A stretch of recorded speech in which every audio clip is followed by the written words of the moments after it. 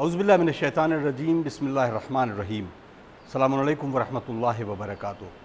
معزز ناظرین، یقیناً آج کی اس جدید ٹیکنالوجی کو اگر ملحوظ خاطر رکھا جائے تو جس طریقے سے اس وبا نے ہمارے سامنے ان تمام افراد کو ہم سے چھین لیا، تو شاید یہ شعر ان سب کے لیے کافی ہے کہ زمین کھا گئی آسماں کیسے کیسے۔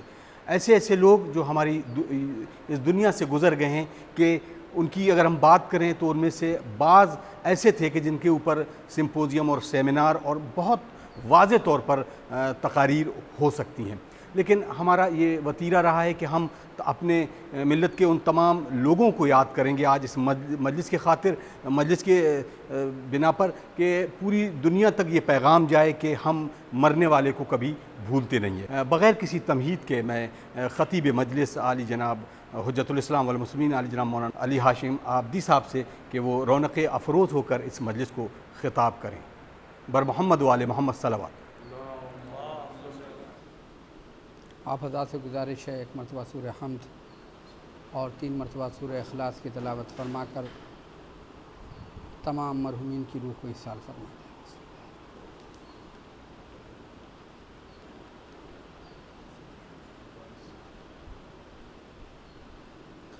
اعوذ باللہ من الشیطان الرجیم، بسم اللہ الرحمن الرحیم، حسبنا اللہ ونعم الوکیل، نعم المولا ونعم النصیر، رب اشرح لی صدری ویسر لی امری واحلل عقدۃ من لسانی یفقہوا قولی۔ الحمد للہ رب العالمین والصلاة والسلام علی رسولہ الانام، مولانا و مولا الکونین، امام القبلتین، جد الحسن والحسین، ابی القاسم محمد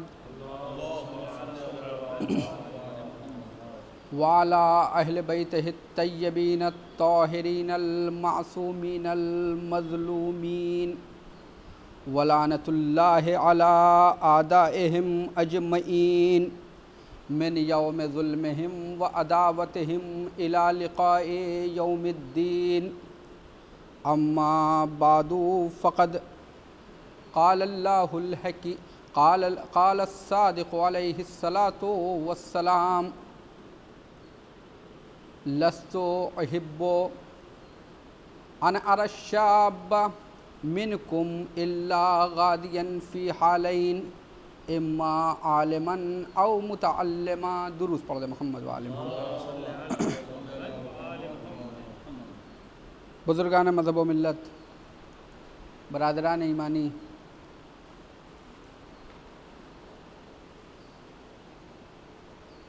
یہ مجلس ان بزرگان کے لیے ہے کہ جو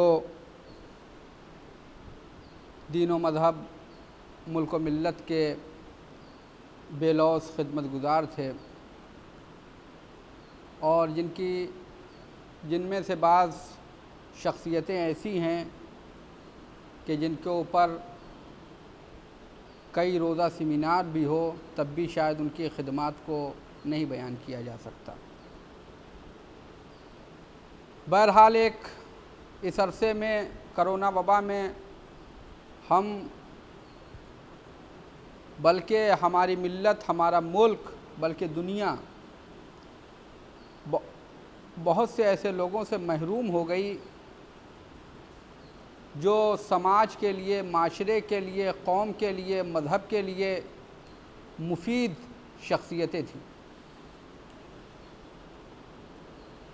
لہذا ایک ایک کا تذکرہ کرنا اس مختصر سی گفتگو میں ممکن نہیں ہے، اور یہ مجلس بھی مجلس حسین ہے، لہذا مجلس میں وہ باتیں بیان ہوں کہ جو ان مرحومین کا مقصد تھا اور جس کا بیان ان مرحومین کے علو درجات کا سبب ہوگا۔ امام جعفر صادق علیہ الصلاۃ والسلام نے اپنے صحابی جناب فضیل سے کہا، اے فضیل کیا تم ایسی مجلسوں میں شرکت کرتے ہو جہاں ہمارے امر کو زندہ کیا جاتا ہے، جہاں ہماری گفتگو کی جاتی ہے، جہاں ہماری احادیث کو بیان کیا جاتا ہے؟ انہوں نے کہا جی مولا ہم ایسی مجلسوں میں شرکت کرتے ہیں۔ تو امام علیہ السلام نے فرمایا کہ مجھے ایسی مجلسیں پسند ہیں۔ بہرحال یہ تمام مرحومین جن کے ایصال ثواب کی یہ مجلس ہے،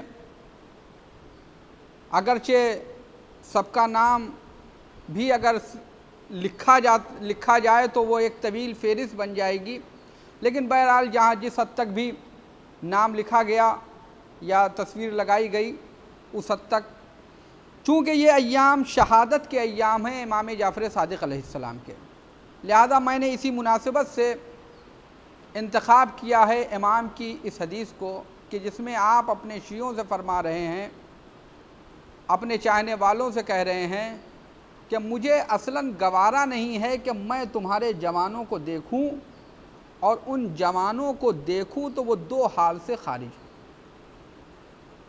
اگر میں تمہارے جوانوں کو دیکھوں یعنی شیعہ جوان کو دیکھوں تو ان کو صرف دو حال میں دیکھوں، اما عالماً یا تو وہ عالم ہو،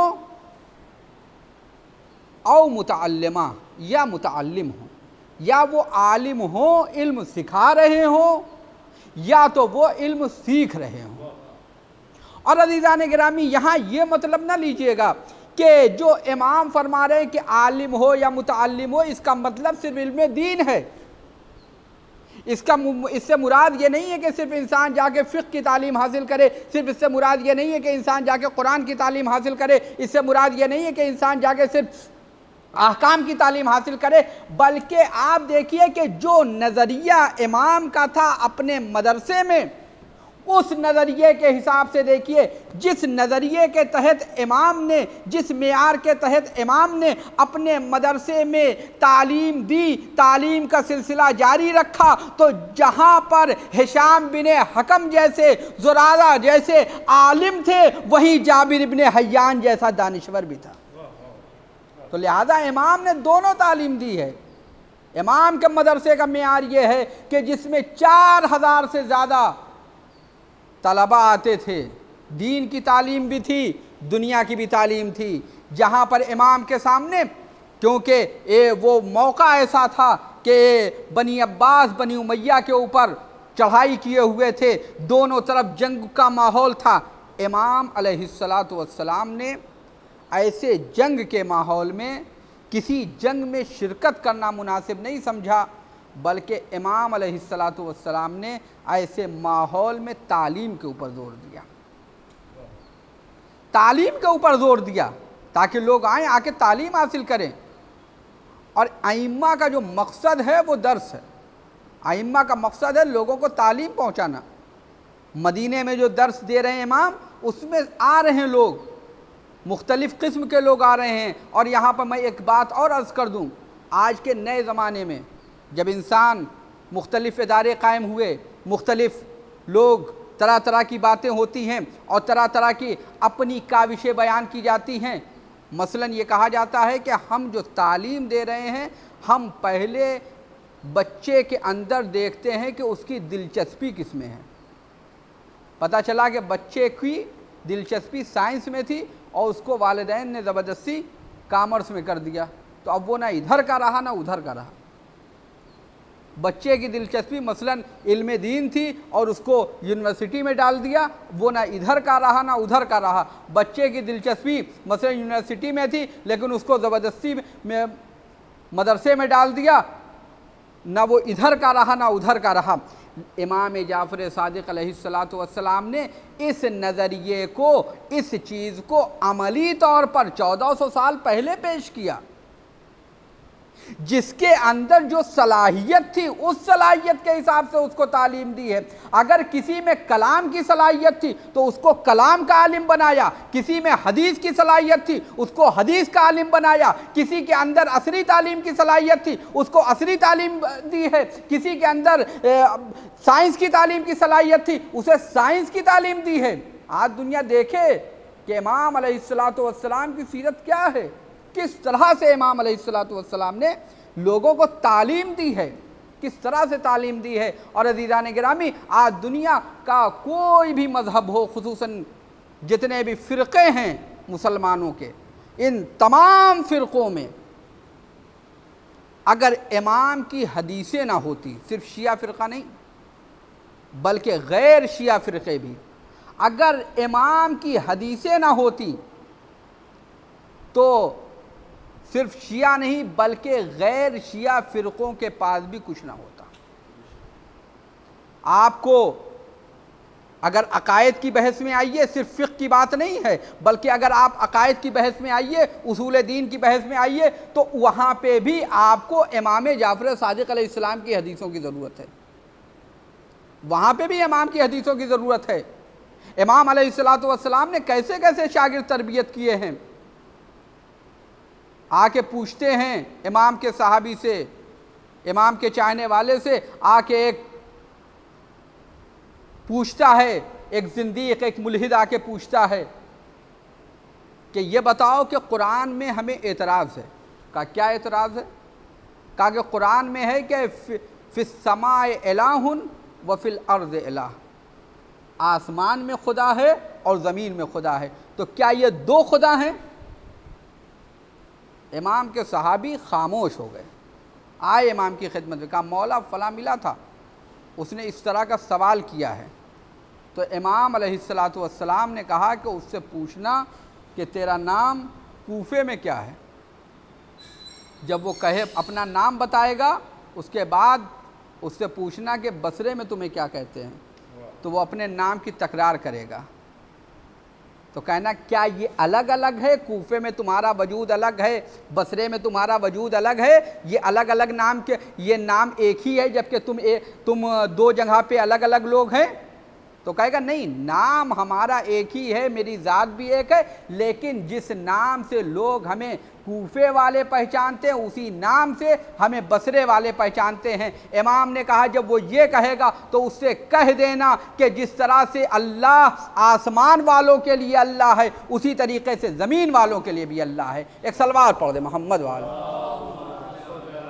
محمد۔ اسی طریقے سے زمین والوں کے لیے بھی اللہ ہے، زمین والوں کے لیے بھی اللہ ہے۔ اور اس کے بعد امام علیہ السلام کے سامنے جو شاگردان ہیں آئے ہیں، جس میں ایک شاگرد ہے آپ کے جناب عبداللہ ابن ابی یافور، یہ امام کے صحابی ہیں، امام کے شاگرد ہیں۔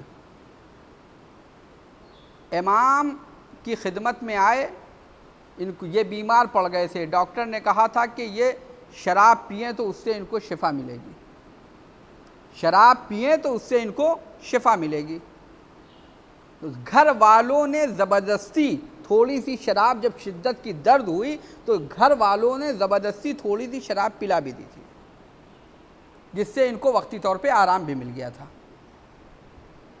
یہ آئے امام کے پاس، امام سے کہا مولا کیا میں شراب پی سکتا ہوں؟ امام نے کہا کہ شراب پینے کی اجازت نہیں ہے۔ کہا مولا وقتی طور پہ شفا ملی ہے۔ کہا اللہ نے حرام میں شفا نہیں رکھا ہے۔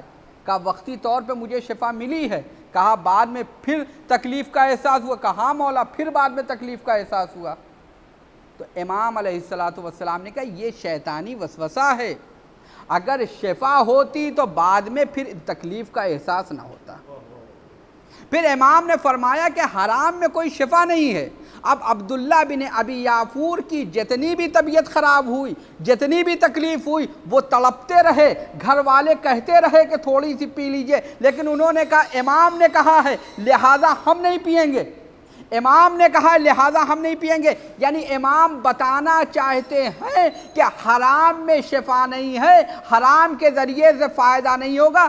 امام نے ایک معیار بتا دیا، چاہے وہ حرام چیز ہو اس میں بھی فائدہ نہیں ہے، حرام نظریہ ہو اس میں بھی فائدہ نہیں ہے، حرام انسان ہو اس سے بھی کوئی فائدہ نہیں ہے۔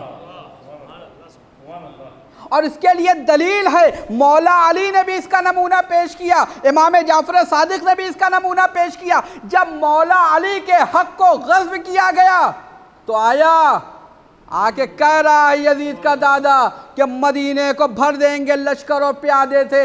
امام نے فرمایا کہ تیرا اسلام سے کیا لینا دینا، تو اسلام کا پرانا مخالف ہے۔ بنی عباس امام حسین علیہ السلام کی مظلومیت کے نام پر جنگ کر رہے تھے۔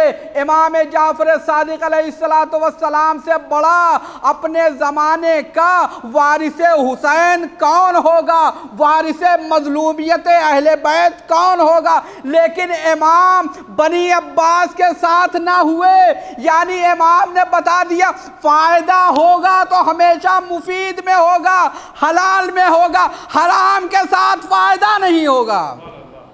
لہذا وہ لوگ آج کے بھی سماج میں ہے، کبھی یہ نہ سوچئے کہ فلاں صاحب بھلے ہی غلط ہو ان کے ذریعے سے یہ کام ہو جائے گا۔ انسان حرام کی جب مدد لیتا ہے وقتی تو آرام ملتا ہے، لیکن اس کے بعد وہ مصیبت عظما بن جاتی ہے ملت کے لیے۔ ایک صلوات پڑھ دے محمد والے، وہ مصیبت بن جاتی ہے ملت کے لیے۔ امام نے فرمایا کہ ایسے حرام میں اللہ نے شفا نہیں رکھی ہے۔ امام کے صحابی ہیں جناب عبداللہ بن یافور، اور امام کا کیا نظریہ ہے اپنے چاہنے والوں کو، کہ یہی عبداللہ ابن ابی یافور نے ایک مرتبہ کہا مولا میں مدینے نہیں آ پاتا ہوں، ہمیشہ میں مدینے نہیں آ پاتا ہوں، مولا یہ فرمائیے کہ آپ سے مسئلہ پوچھنا ہو تو میں کیسے پوچھوں؟ مولا میں آپ سے مسئلہ پوچھنا چاہوں تو کیسے پوچھوں؟ امام نے کہا تمہارے یہاں محمد بن مسلم تو ہیں جو میرے والد کے شاگرد ہیں؟ کہا جی ہیں۔ کہا کہ تم ان سے مسئلہ پوچھ لیا کرو۔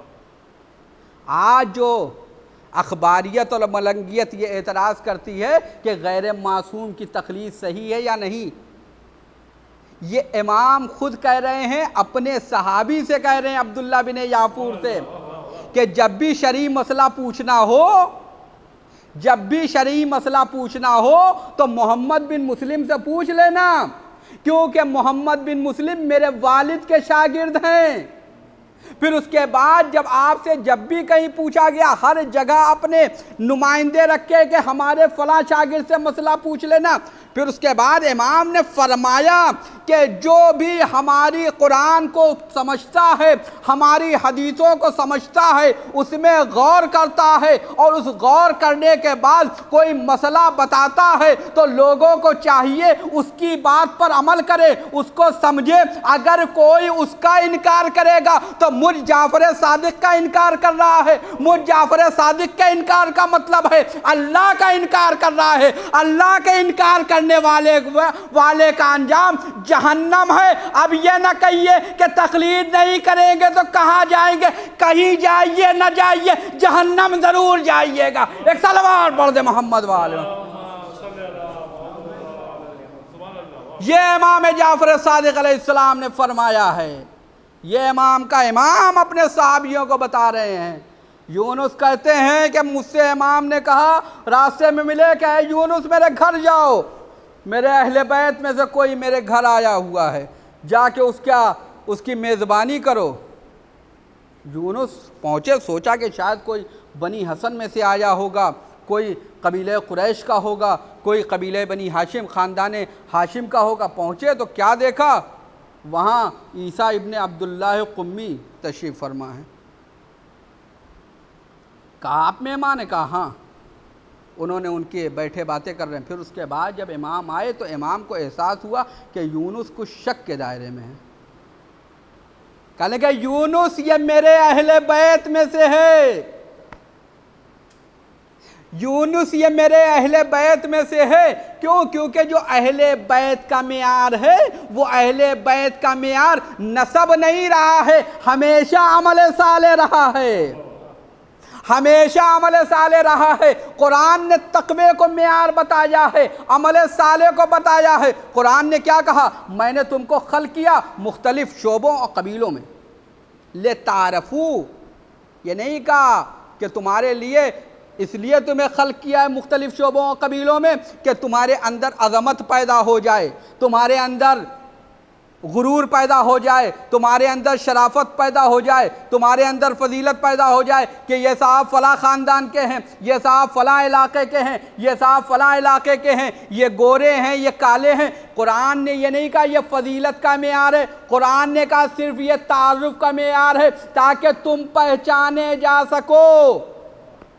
پھر اس کے بعد قرآن نے کہہ دیا ان اکرمکم عند اللہ اتقاکم. تم میں کرامت والا وہی ہے، تم میں شرافت والا وہی ہے، تم میں فضیلت والا وہی ہے جس کے اندر تقوی پایا جاتا ہوگا. امام نے بتا دیا جس طرح میرے جد بزرگوار نے مدینے سے کتنوں کو باہر کر دیا تھا، لیکن عجم سے آنے والے سلمان کو کہا یہ میرا اہل بیت میں سے ہے.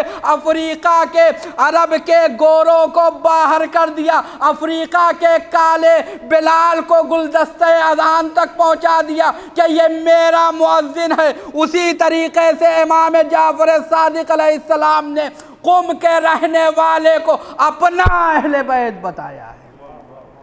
کیوں؟ کیونکہ صلاحیت تھی. کیوں؟ کیونکہ اندر عظمت تھی. ایک صلوات پڑھ دے محمد والے.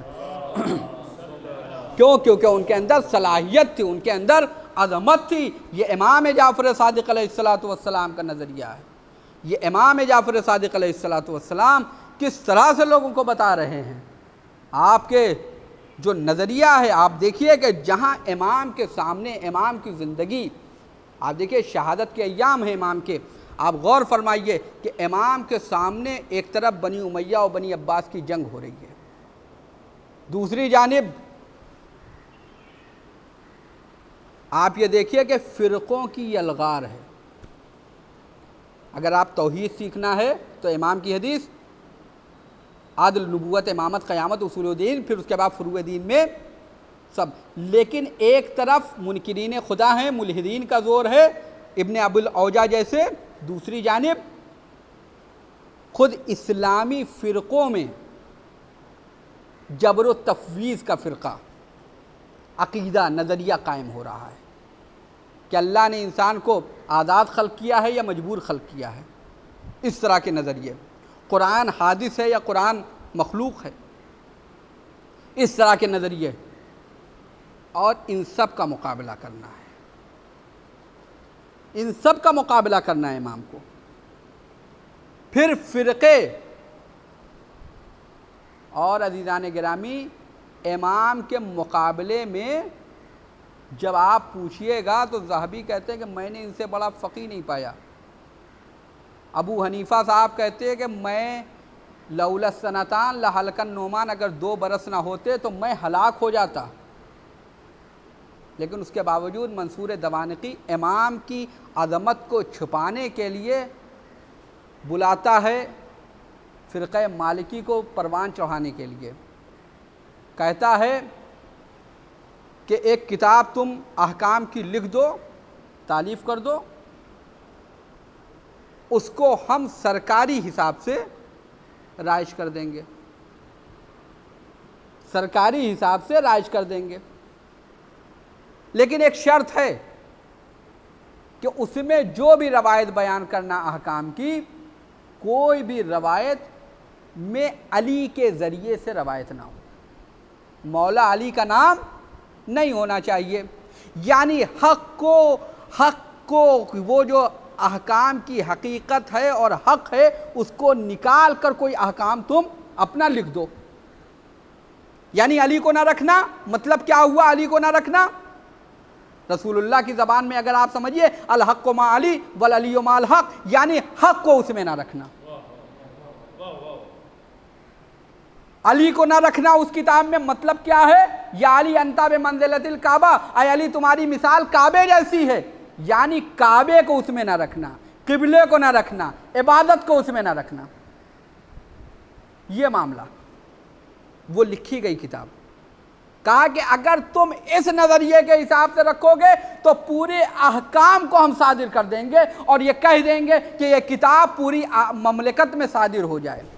تو جب احکام امام جعفر صادق علیہ السلام کی فقہ کے مقابلے میں ایک فقہ تیار کی گئی، لیکن سرکار نے، حکومت نے اسے مان لیا، تب بھی وہ فقہ چل نہ سکی، سوائے ایک قبیلے اور ایک فرقے میں رہ گئی اور اس میں محدود ہو گئی۔ تو عزیزان گرامی، اسی طریقے سے کبھی بھی حق کے مقابلے میں کوئی بھی کتاب مرتب ہوگی، چاہے قرآن ہی کوئی مرتب کر دے گا، وہ بھی نہیں چلنے والا ہے۔ ایک صلوات پڑھ دے محمد والے۔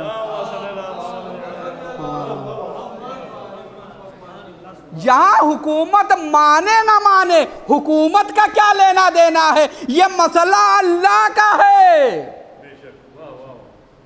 جب حدیثیں نہ چلی، جب حدیثوں کی بلبلیاں گر گئی، تو پھر یہ قرآن کا قلعہ کیسے منہدم ہوگا؟ ایک صلوات پڑھ دے محمد والے۔ تو عزیزان گرامی، یہ ہے مسئلہ۔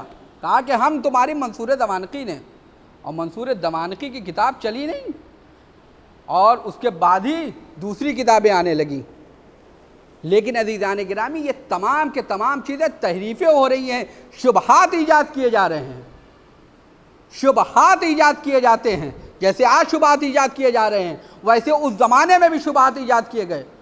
ابن ابی الاوجا، جس نے متعدد بار قرآن کے خلاف، اسلام کے خلاف،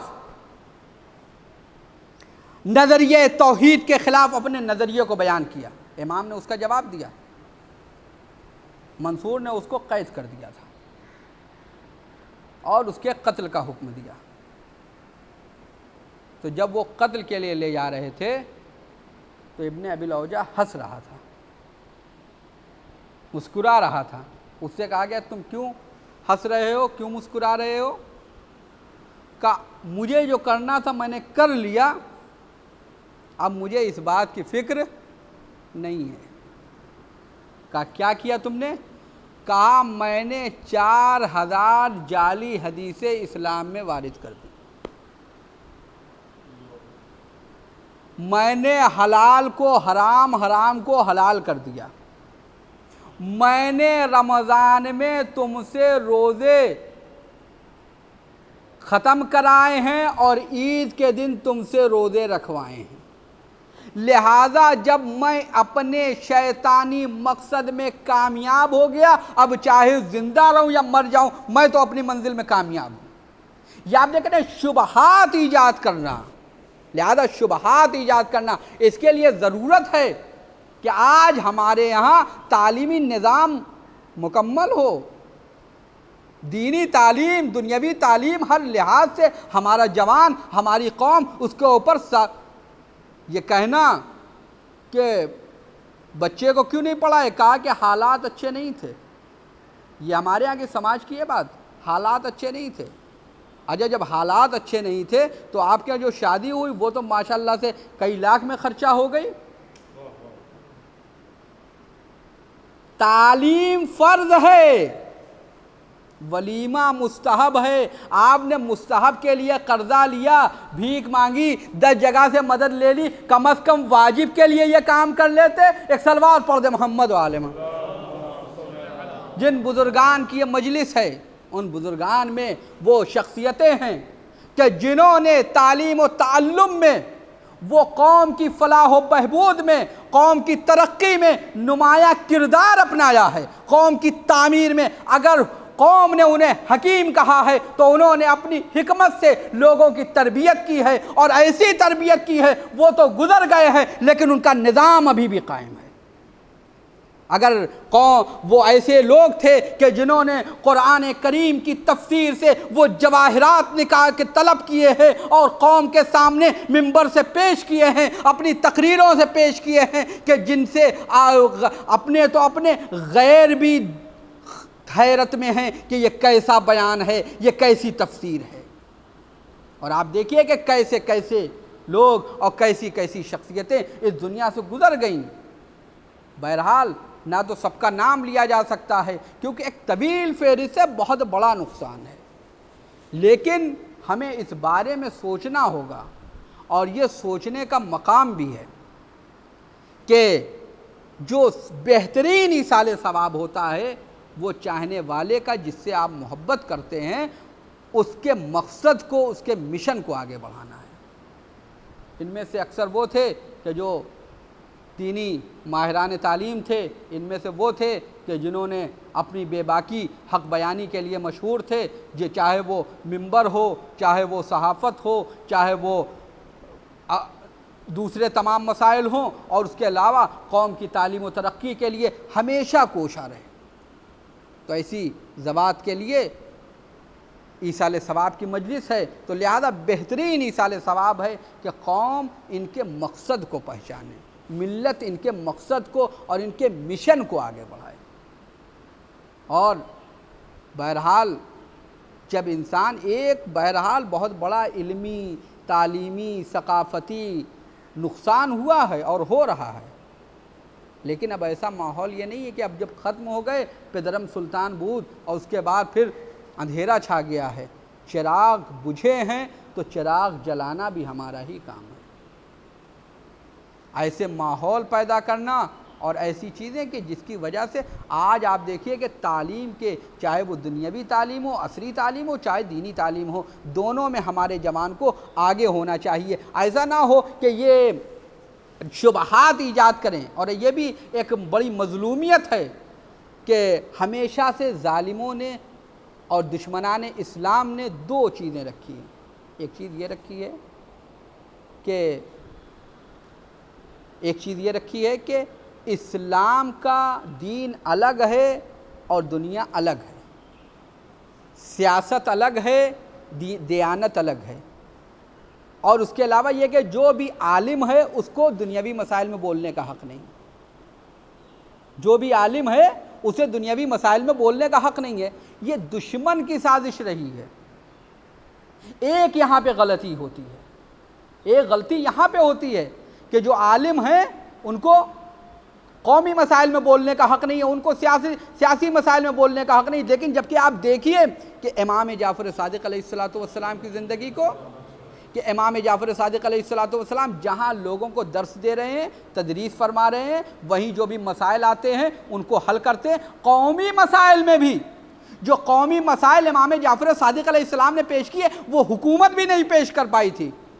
آج آپ دیکھیے لاک ڈاؤن ہلکا سا ایک ہلکی سی لگ جائے کہ اب دکانیں بند ہو جائیں گی، یہی جو ٹھیلے پہ سامان یا دکانوں پہ سامان جو کھلی ہوئی ہے، 2 روپے کے سامان 5 روپے میں نہ بکنے لگے تو کہیے گا، 5 روپے کالا بازاری شروع ہو جائے گی۔ لیکن امام جعفر صادق علیہ السلام کے زمانے میں آپ نے دیکھا کہ پورا قحط پڑا ہوا ہے، ان کے گھر میں گیہوں کی روٹیاں پک رہی ہیں۔ امام کو معلوم ہے، امام نے اپنے خادم سے کہا یہ کیا، کیسے ہمارے گھر میں پک رہی ہیں؟ کہا مولا ہم نے بچا لیا تھا اور ہمارے یہاں بہت سارا ہے، جس کو میں نے بچا لیا ہے اور اس کے بعد جب قیمت بڑھے گی تو بیچ دیں گے۔ امام نے کہا احتکار حرام ہے، مسلمانوں کی غذا میں، انسانوں کی غذا میں کو روکنا حرام ہے۔ کہا جاؤ معمولی قیمت میں بیچو، جو قیمت اصل قیمت ہے اس میں جا کے بیچو۔ پھر اسی طریقے سے ملتا یہ کالا بازاری کے بھی مسئلے میں، یہ حکومت آپ کو نہیں بتائے گی، یہ خود چور ہیں، یہ آپ کو کیا بتائیں گے چوری سے روکنا ہے۔ ایک کو بلایا امام نے مضاربے کے اوپر، ان کو 1000 درہم دیے، کہا جاؤ شام کے علاقے میں جا کے میری طرف سے تجارت کرنا۔ وہ خوش ہو گئے کہ امام نے ہمیں اپنا امین سمجھا ہے۔ بہرحال مضاربے کا مسئلہ ہے جو فقہی مسئلہ ہے، وہ بہرحال توضیح المسائل میں آپ دیکھ لیجئے گا، اس وقت بیان کرنا۔ وہ لے کے چلے، جب وہ لے کے چلے راستے میں ادھر سے قافلہ پلٹ رہا تھا شام سے پہلے، وہ کچھ سامان لے کے گئے۔ انہوں نے پوچھا اپنے دوستوں سے کہ وہاں کس چیز کا آج کل ڈیمانڈ زیادہ ہے؟ انہوں نے کہا فلاں چیز کا۔ کہا یہی تو ہم بھی لے کے آئے ہیں۔ کہا مثلاً وہ 100 روپے میں بکے گی؟ کہا 100 کیا، اگر تم 250 میں بھی بیچو گے، 200 میں بھی بیچو گے تب بھی بک جائے گی۔ یہ گئے اور انہوں نے وہاں بیچا اور اس کے بعد لے کے چلے آئے۔ ڈبل قیمت لا کے پیسوں کی تھیلیاں امام کی خدمت پہ پیش کی ہیں۔ امام نے کہا یہ کیسے اتنا زیادہ؟ کہا مولا وہاں چونکہ اس کی ڈیمانڈ زیادہ تھی، اس کی کمی تھی، کمیاب تھی، نایاب تھی، لہذا ہم نے اس کو ڈبل قیمت میں بیچا ہے۔ امام نے اپنی اصل قیمت نکالی اس میں سے اور کہا کہ آج سے یہ جو میرا تمہارا مضاربے کا معاملہ ہے میں اسے ختم کرتا ہوں، اور یہ قیمت تم جانو تمہارا خدا جانے، کیونکہ یہ جائز نہیں ہے۔ انسان کی مجبوری کا فائدہ اٹھانا جائز نہیں ہے۔ لاک ڈاؤن چل رہا ہے تو آپ یہ سوچئے کہ فلاں کی مجبوری کا فائدہ اٹھائیں، یہ آپ کے دنیاوی اموی عباسی نظریے میں تو جائز ہوگا، فرعونی نظریے میں تو جائز ہوگا کہ سامنے والے کی مجبوری کا فائدہ اٹھایا جائے، لیکن جعفر صادق کے نظریے میں یہ حرام ہے، یہ حرام ہے۔ امام جعفر صادق علیہ السلام نے اسے حرام کہا ہے کہ یہ آج جو لوگ مجبوریوں کا فائدہ اٹھا رہے ہیں یہ غلط ہے، چاہے وہ بازار میں کرے۔ امام نے یہی کہا کہ یہ دنیاوی معاملات میں امام نے لوگوں کو بتایا، سیاسی مسائل میں امام نے لوگوں کو بتایا کہ کیسے تمہیں زندگی بسر کرنی ہے، کیسے تمہیں ظالم کا مقابلہ کرنا ہے، ظالم کی حمایت نہیں کرنی۔ دوسری بات کیا ہوتی ہے جس کی جانب ہمارے امام نے بھی بتایا، ہمارے علماء نے بھی بتایا، وہ نظریہ یہ ہے کہ انسان یہ سوچتا ہے کہ ہم کسی حاکم کے پاس جائیں گے تو ہمارے مسائل حل ہو جائیں گے۔ ہمارے مسائل، چھٹے امام کے ایک صحابی تھے، امام نے ان کو بھیجا بصرے کی جانب کہ تم جا کے تربیت کرو، لوگوں کو دعوت دو اسلام کی۔ وہ گئے، کئی مہینہ رہ کے چلے آئے، پلٹ کے آئے، امام نے پوچھا کیا ہوا؟ کہا مولا آپ کے شیعہ تو بہت کم اور جو ہیں بھی بہت ضعیف عقیدے کے ہیں، بہت ضعیف عمل کے۔ کہا تم کس سے بات کرتے تھے؟ کہا کہ بزرگان سے، اشراف قبیلہ سے۔ کہا وہاں کچھ نہیں ہونے والا۔ کہا پھر؟ کہا جوانوں کے اوپر کام کرو، جوانوں کے اوپر کام کرو۔ کہا بزرگان قبیلہ، اشراف قبیلہ کے اوپر کام نہ کرو۔ وہ پھر گئے، اب جو جوانوں سے ملنا شروع کیا تو ایک مرتبہ ایک انقلاب لے آئے۔ ہمارے عظیم قائد جناب علامہ سید جمال الدین اسد آبادی نے اپنے آخری خط میں جو ترکیے کے قید خانے سے لکھا ہے علماء ایران کے نام، اس میں لکھتے ہیں کہ میں نے 2 کام کیے بیداری اسلامی کے لیے، میں نے انسانی اقدار کی پاسبانی کے لیے 2 کام کیے۔ ایک کام یہ تھا میں حکومتوں سے بھی ملا، میں عوام سے بھی ملا، لیکن جہاں جہاں میں عوام سے ملا ہوں وہاں وہاں مجھے کامیابی ملی ہے، لیکن جہاں جہاں میں حکومتوں سے ملا ہوں، جہاں جہاں میں اشراف سے ملا ہوں، جہاں جہاں میں شخصیتوں سے ملا ہوں وہاں مجھے ناکامی ملی، کیونکہ بنجر زمین میں کھیتی نہیں ہوتی، بنجر زمین میں کھیتی نہیں ہوتی ہے۔ حاکم اگر اتنا ہی عادل ہو جائے گا تو اس کی حکومت ختم ہو جائے گی، اور اس کے بعد یہ ہے کہ جب وہ خود اپنے بنائے ہوئے افراد کو اپنی حکومت کی بقا کے لیے بعض اوقات رد و بدل کر دیتے ہیں تو وہ کسی اور کے کیا ہوں گے۔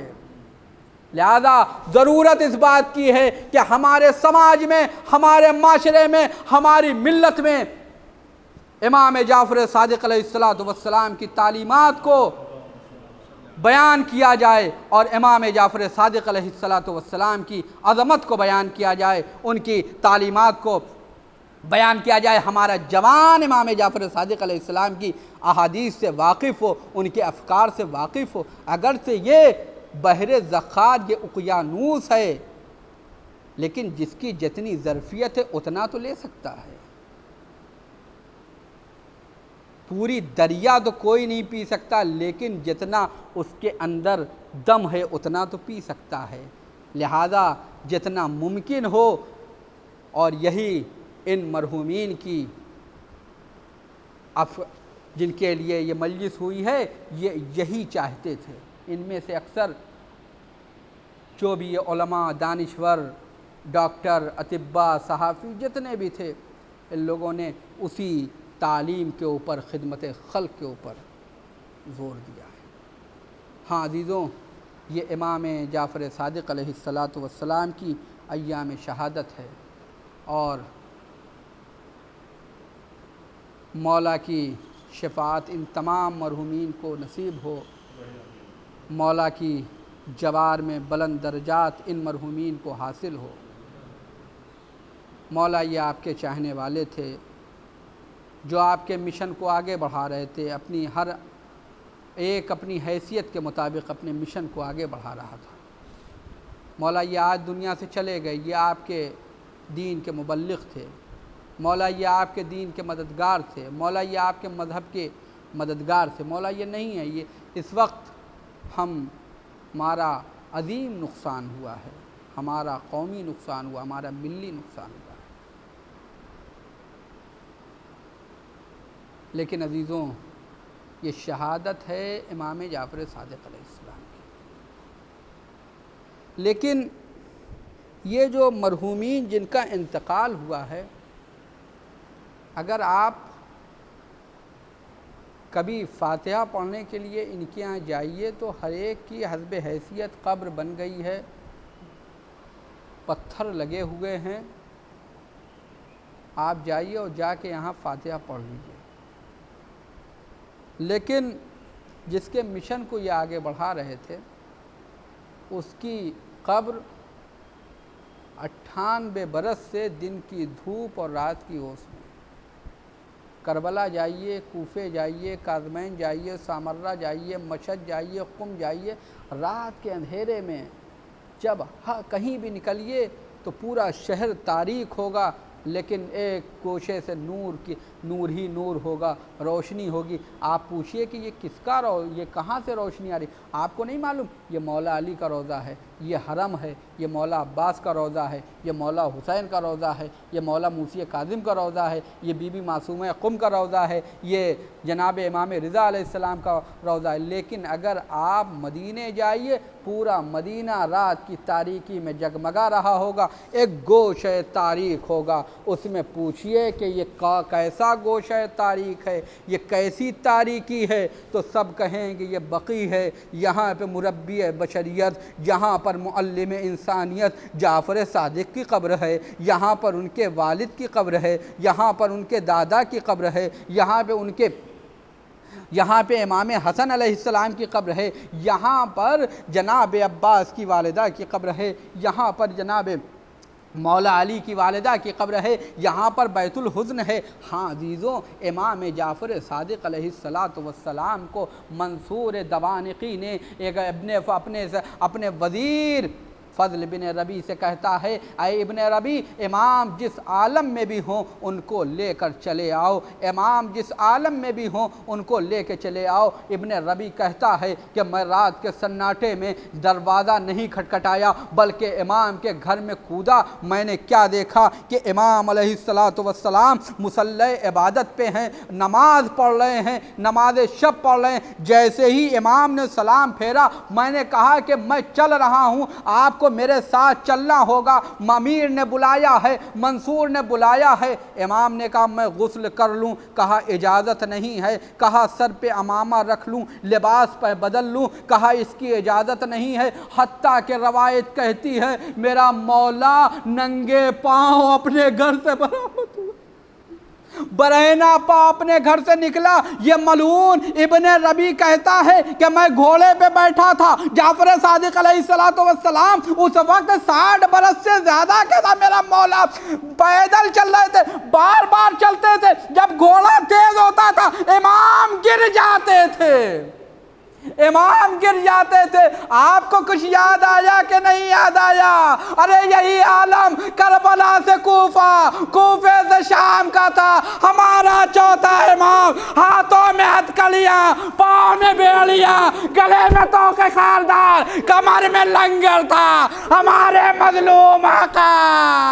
ارے کبھی کبھی گر جاتے تھے۔ میں کہوں گا اے مولا سجاد، ارے وہ آپ کی جوانی کے دن تھے، لیکن یہ مولا امام جعفر صادق ارے پیری کے ایام ہیں۔ جزاکم ربکم خیر الجزا۔